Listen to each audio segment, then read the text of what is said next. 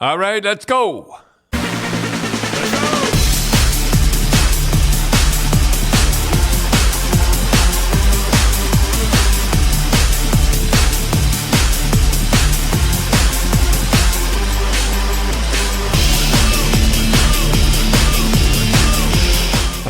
All right, Tim. What are we going to talk about? The book? Yeah, Dal, tell us about the book. Still bestseller? Still bestseller in a lot of its categories on Amazon. Proud is doing well for her. Yep, Cindy would be proud. She's a best-selling author. I was the best-selling author, too. Right. Yeah. What did you? Yeah, when they asked you about that, what did you say? I said... I didn't know how to spell author. Now I are one. Oh, yeah. Lots of people buy it. Look forward to hear the comments from when they actually read it now. Right, because it takes a while. Because it's one where you order it, then they print it and ship it. Yeah. As opposed to. Yeah, it wasn't like me though. It wasn't. We went to Mississauga and. Yeah, you did. Yeah, with your book, you did a lot of book signings and stuff. Yeah, I did. That. Wow. I did a lot of book signings. Yeah. You know what? The most amazing thing with the book signings is that we never ran into a jerk. No, we never did. Not one jerk. Really? No. Not one. And we did Rock'em Sock'em signings, and we did book signings and stuff. And we never ran into a guy that, you had to call security or anything like that. They were all... Oh, wait a minute, Tim.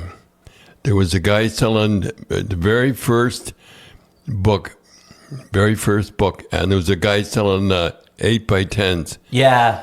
Really? There was... Yeah, like some things got crazy like that. Like the guy he knew we were coming, so he had like a pop-up shop, and he was selling 8x10s. The people don't realize, like, you have a long line when you're signing stuff, right?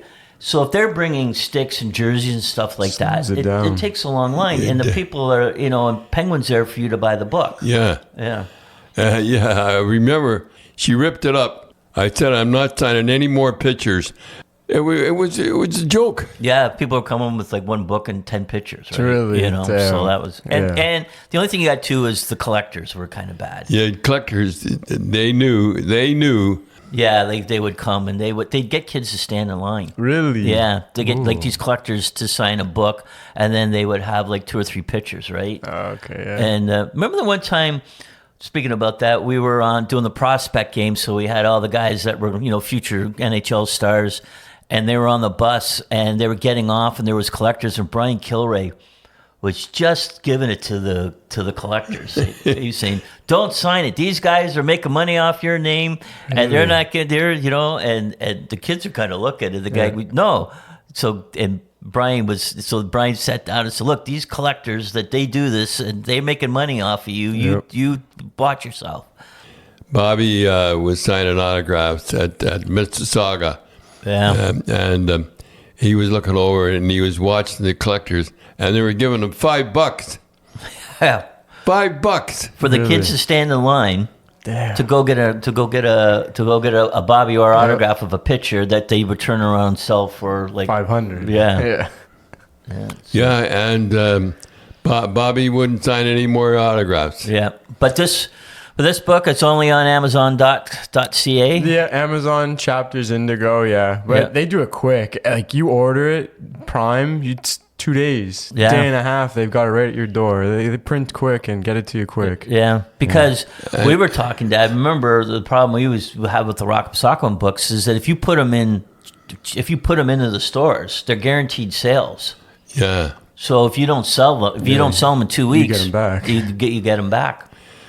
I got a whole bunch of books over there right now. You still got books. Yeah, I still got books. Yeah, I got a ton of Rock'em Sock'em DVDs in the basement too. So, hey, Dad, we'll get to the playoffs. So, what do you think, Leafs and Sens? What?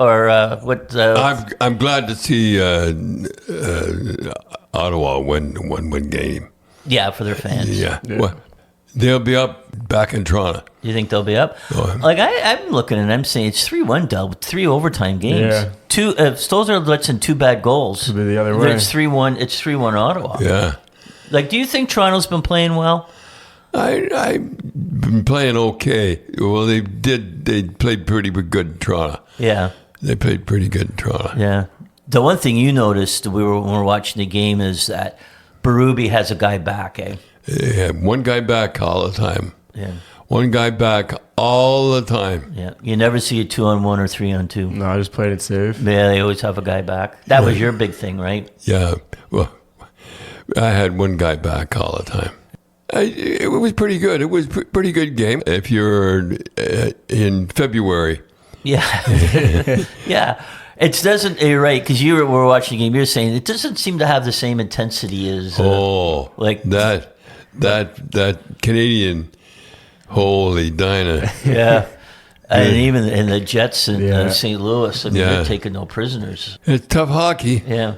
So Nick Cousins, and I guess the first game in Ottawa, supposedly shot a puck at Stolzar in the warm-up. So if Bobby Clark shot a puck at Jerry Cheevers in the warm-up, what would happen? Might never be a game.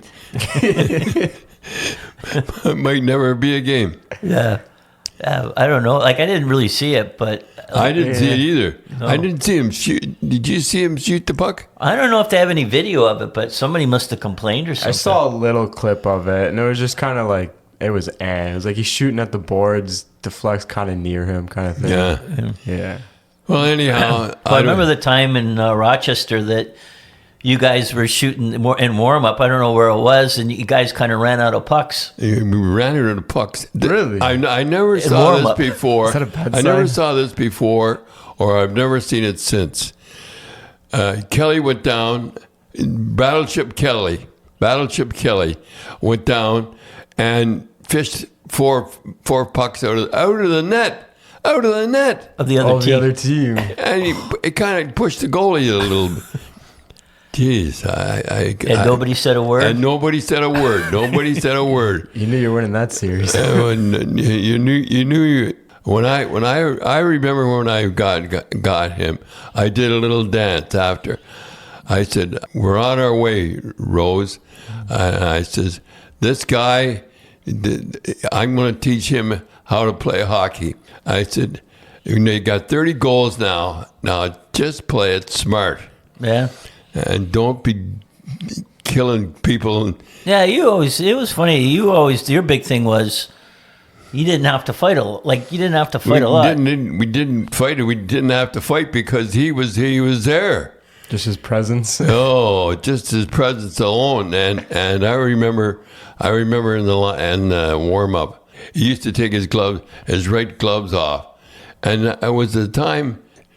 Tape your knuckles. Yeah, tape your knuckles. So he's ready to fight. He had his hand all taped up, ready to go. Yeah. Well, we'll say hello to Bob because he listens to the podcast. He's up north now in Sudbury and still doing pretty good. Yeah, he's doing pretty good. So the funny thing is, Dad, you mentioned that he, with Battleship and the thing, everybody gets a little bit taller and gets a little bit. Like with Jack with Montreal, they didn't play him the first two games. They got kind of knocked around. Yeah. They put him in, St. Louis puts him in game 3. Everybody starts to fight, and they win the game. They win the game. They'll be ready for the next game. You think the Caps will be ready? They'll be ready. Yeah. Both goalies are hurt, though. Yeah. I never saw that in a game before. I've never seen both goalies getting hurt. And kind of freaky. Yeah. Own man on Washington. That sucks. Yeah. Oh, I got a question. So speaking of that series, Ovechkin's got like 3 or 4 goals, and he's got a bunch of points, right? Yeah. And he's hitting guys. I think he's got like close to 10 hits, and they're crunchers too. And they're beauties too. So, when a game like that with a guy like that, do you just leave him alone and just hope he falls asleep, or would you send somebody say, "Okay, we got to kind of get him off his game"? We got to get him off his game. And that's what I do. And he'd get mad. He'd get mad, get him off his game. Oh, it would get him off his game. Yeah, because he's kind of killing them now. Yeah. Boy, when he throws a hit, does he throw a hit? Yeah, it's not like an excuse me, I got to do this because the coach wants me to hit you. It's like it's a real hit. Yeah, and he means it. So they're tonight. It'll be interesting to see what happens. And boy, their crowd was going crazy. Oh yeah, there'll be tough tickets to get. So, Daddy, you want to talk about the Jets and the Blues? Well, yeah, I think we should get into that. 136 hits in 3 games, and Jets have 125 hits in 3 games. So this has been the roughest series. These guys don't fool around. Hellebuck is playing okay, but not like in the regular season. Right now in the playoffs, the save percentage is .844. It was .925 in the regular season. That's scary, you know. And when the way they hit, they might be left nobody around for the next round. No. I think that's when we were watching a little bit of the game. That's what you said. You said the Jets are going to try to wear them down. Yeah. And Oilers and the Kings. Yep. The Oilers have 14 goals in 3 games and are down 2-1. So that tells you what the problem is. And the goaltender is the problem. Scores with 6-5 for the Kings, 6-2 for the Kings, 7-4 for the Oilers. That's crazy. Yeah, that's crazy. Yeah. Usually you tighten up. Yeah, not in this game. Not in this game. But you know, Pickard or Skinner, though, they got to make a save. Yeah, you know. The Kings are on fire. They have 9 points in 3 games, but they're -4. Yeah, that's that Kempe for the Kings. Kopitar has 7 points in 3 games, but is -4. Right. That's hard to believe. I get 7 points. So both sides got tightened up. So it's either you're getting scored on or you're scoring on. It's one of those. McDavid has 7 points in 3 games, and that's pretty good. So you're you're coaching the Oilers. What do you do? I don't know. They look like a defeated team after that second game when they came roaring back, and then they just took shot. Not much you can do. No, not much you can do. So one question, Dad, I think, and then we can wrap it up because lots of games on today, Sunday. Yeah. Plus the Yankees and the Jays doubleheader, so you'll be flicking back and forth all day. It says, right Fred to 91. Hey, Grapes, I've been seeing a lot of guys diving and snapping their heads back looking for penalties during this year's playoffs. How do we get this out of the game? Well, we don't get it out of the game. It's here to stay. You'll never get it out of the game now. Everybody snaps their head back now. Yeah. Every guy snaps their head back and lets on their hurt. Man, at least they're not lying on the ice. But they're not lying on the ice. Yeah, kind of rolling around on the ice. Oh yeah. You know the one thing though, it was funny. We were watching the other day in the Tampa, Florida series. Who was it? Hit Kucherov, and he got 5 minutes for interference. I've never heard of that. I've heard 5 minutes for spearing, 5 minutes for fighting, 5 minutes for high sticking, 5 minutes for boarding. I never heard 5 minutes for interference. That's a new one. And then Matthew Tkachuk, hits the Tampa guy, and he got 5 minutes for interference. I never heard of that before. 5 minutes for interference. I never heard of that before.